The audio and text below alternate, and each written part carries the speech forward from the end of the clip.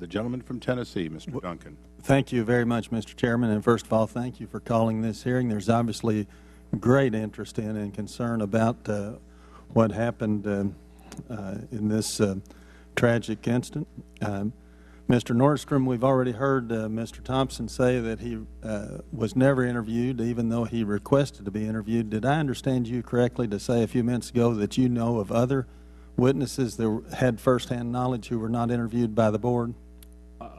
No, I don't believe I said that. I guess I misunderstood about that. But I will tell you, though, I was a criminal court judge for 7.5 years trying felony criminal cases, and I can tell you that it's surprising that anybody with firsthand knowledge wouldn't be interviewed about this unless somebody did not want to have a complete report. Mr. Thompson, what were you told was the reason you were not interviewed? I was not given a reason, sir. You were not given a reason. Mr. Hicks, do you feel that the report lets any individual or bureaucracy off the hook? Yes, sir. I think that in our system of government, the decision-making authority is at the level of presidentially appointed, Senate-confirmed individuals. That's at the level of assistant secretary or higher. Now, the reporting coming out of Embassy Tripoli on conditions there, particularly the fact that we had to provide a daily report of who was in country to Undersecretary Kennedy, and the fact that he made the decision as to who came to Tripoli and Benghazi or who didn't, that budgets came to his table, and that security threat environment reports also came to his table, would suggest that there is some responsibility there. Mr. Thompson, let me ask you this. Another thing I find surprising is that do the security people not consider the date of 9/11 to be? We've already heard somebody say that this mission was considered to be a high threat or a high risk mission.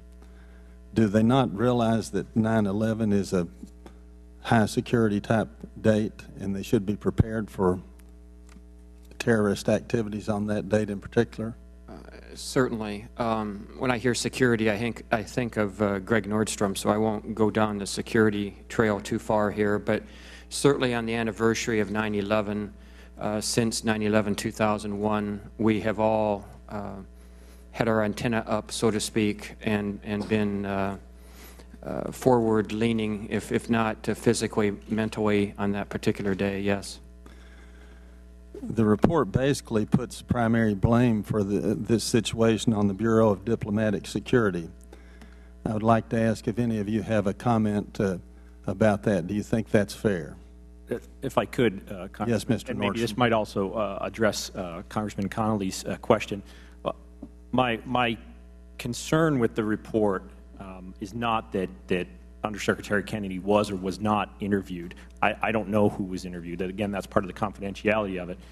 But there's been a lot of discussion of how many people were supposed to be there or not supposed to be there. Those things are not driven by regulations and law.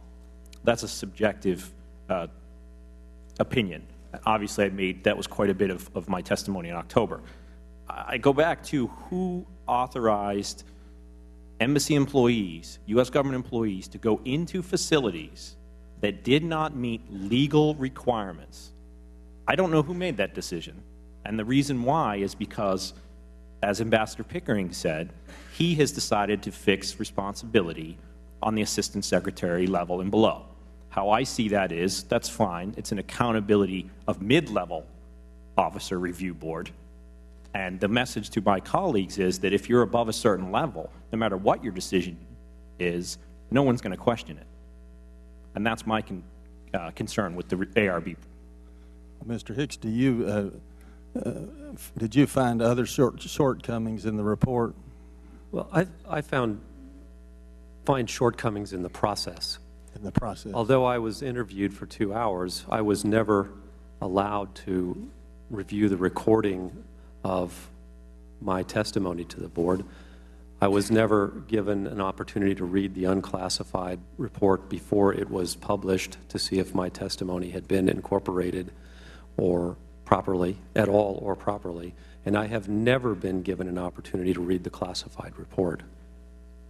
All right. Thank you very much. I thank you. I must admit, one of the rules of this committee is that interviews and depositions, the witness actually gets a copy of and is allowed to make corrections in most cases to make sure that they didn't misstate something. So that is a little surprising to me.